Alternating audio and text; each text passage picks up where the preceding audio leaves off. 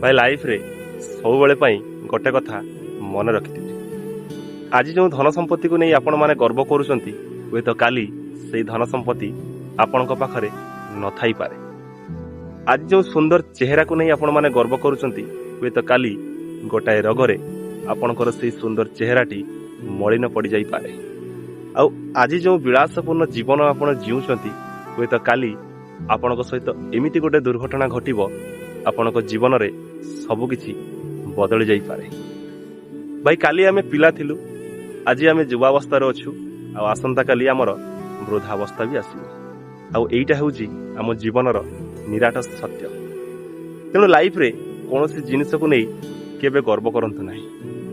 भाई हेई पारे आम जीवनटी क्षणस्थायी, किंतु आमर भल चरित्र, सत्कर्म, नम्र व्यवहार ही समस्त हृदय रे चिरदिन पई बंची रही थाए।